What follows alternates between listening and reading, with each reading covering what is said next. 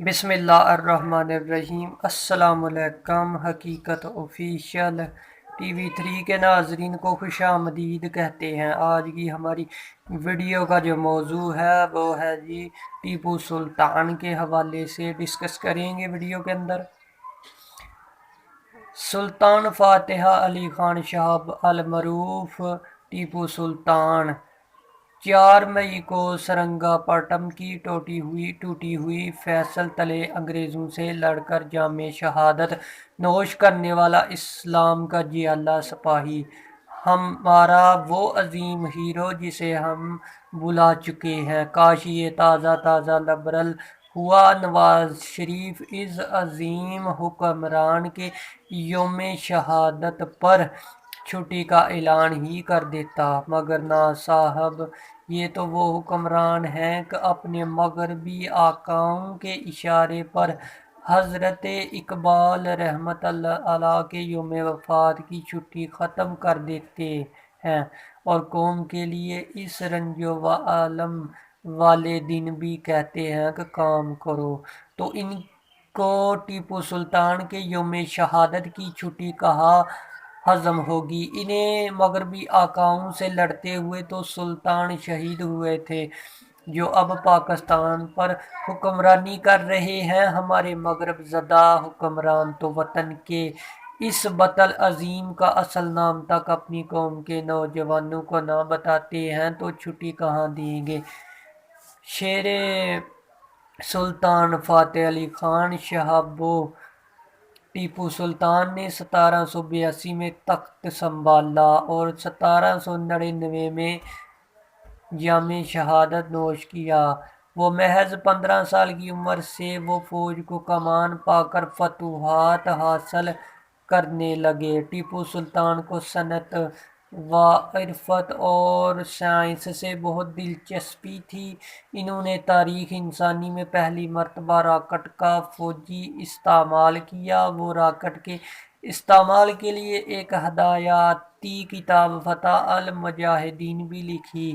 وہ ہندوستان کے پہلے دیسی حکمران تھے جنہوں نے یہ گر پایا کہ قوموں کی طاقت کا راز صنعتی پیداوار میں ہے، اور اس مقصد کے لیے انہوں نے سلطنت میں کئی فیکٹریاں لگوائیں۔ انگریزوں نے بعض ان کو بدنام کرنے کے لیے بہت کام کیا۔ تاریخ میں انگریزوں نے اپنے صرف 2 دشمنوں سے اتنا خوف کھایا اور اتنی نفرت کی کہ ان کے نام پر اپنے کتوں کے نام رکھے، ایک تھا اور دوسرے ٹیپو۔ شہید ٹیپو سلطان کی شہادت کے بعد انگریزوں نے ان کی انگوٹھی اور تلوار کو ان کی لاش سے ایک ٹرافی کے طور پر لوٹا اور بدنام کرنے کی اس مہم کے تحت انگریزوں نے اس لوٹی ہوئی انگوٹھی پر نام کنندہ کروا دیا اور مشہور کر دیا کہ یہ ٹیپو سلطان نے خود لکھوایا ہوا تھا، حالانکہ ایک العقیدہ مسلمان تھے اور ان کی بت پرست ہندوؤں سے دشمنی کسی سے ڈھکی چھپی نہیں تھی۔ 20ویں صدی کے اوائل میں ہی ٹیپو سلطان کو مزید بدنام کرنے کے لیے ان کی کوئی دستاویزات وغیرہ بھی دریافت کر لی گئیں، جن میں یہ لکھا ہوا تھا کہ وہ مندروں اور پجاریوں کو بیت المال سے کافی روپے پیسے دیتے تھے تاکہ ہندو پوجا پاٹ کریں۔ حالانکہ سلطان نے اپنی مملکت خداداد میں شرعی قوانین نافذ کیے ہوئے تھے، اور ہندوؤں سے تو انہیں اتنی نفرت تھی کہ انہوں نے بہت سے شہروں کے ہندو ناموں کی بجائے ان کے اسلامی نام رکھ دیے، مثلاً منگلور کو جلال آباد اور سلطان پیٹم گوٹی کو فیض حصار، ڈنڈگل کو خالق آباد، رتناگری کو مصطفی آباد، اور یعنی وہ برصغیر کے وہ پہلے مبارک حکمران تھے جنہوں نے اسلام آباد نام کے شہر پر حکمرانی کی۔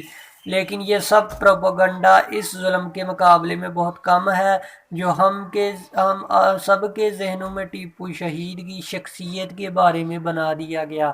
کیا یہ ممکن ہے کہ اپنے ملک میں شریعت نافذ کر دینے والا شخص خود پر شریعت نافذ نہ کر سکا؟ ہم ٹیپو سلطان کی وہ تصویر دیکھتے ہیں، اس میں ایک ایسا رحیم شہیم شخص دکھائی دیتا ہے جو کہ داڑھی منڈائے، سر کٹوائے، ان کی مونچھوں کو بل دے کر ہیرے جواہرات پہن کر بیٹھا ہے۔ قائرین یقین مانیے کہ ہمیں بھی یہی لگتا تھا کہ ٹیپو سلطان ایسے ہی ہوں گے، لیکن خوش قسمتی سے سوشل میڈیا پر حقیقت سامنے آ گئی۔ اب ٹیپو سلطان کی کیمرے سے کھینچی گئی اصل تصویر سامنے آ چکی ہے، جو کہ لندن کے برٹش میوزیم سے دریافت ہوئی ہے۔ تصویر سے صاف واضح ہے کہ یہ جفاکش حکمران دبلا پتلا، ساتھ داڑھی رکھتا تھا، سر پر تاج کی بجائے سادہ کپڑا باندھتا تھا، لباس سے سادگی، درویشی، پٹک اور تلوار سے کسی وقت بھی ہاتھ نہ اٹھتا تھا۔ انگریزوں نے ٹیپو سلطان کی اصل شخصیات چھپانے کی بہت کوشش کی، مگر ان میں سے کسی کی غفلت کے باعث یہ اصل تصویر برٹش میوزیم میں کسی صالح شخص نے دیکھ لی۔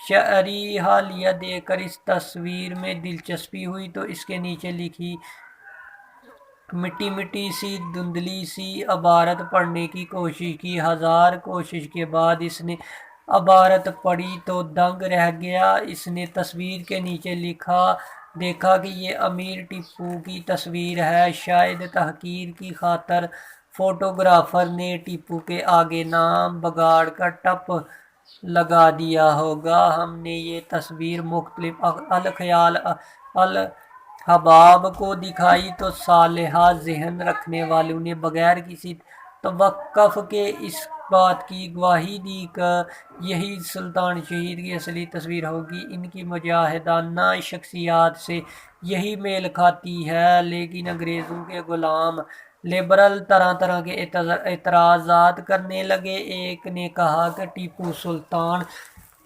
شہادت 1799 میں ہو گئی تھی۔ کیمرے کی پہلی محفوظ تصویر جوزف نامی شخص کی ہے جو کہ 1826 کے قریب ہے۔ دوسری بات یہ کہ ہمارے پرائمری کا بچہ بھی جانتا ہے کہ کیمرہ عظیم المسلمان سائنسدان ابن الہاشم کی ایجاد ہے، جو کہ 965 میں بصرہ میں پیدا ہوئے۔ انہوں نے 1040 میں قاہرہ میں وفات پائی، یعنی کیمرہ ٹیپو شہید کی وفات سے 800 سال پہلے کی ایجاد۔ اس پر یہ اعتراض کہ ٹیپو شہید کی کیمرے سے تصویر نہیں لی جا سکتی، بچگانہ حد تک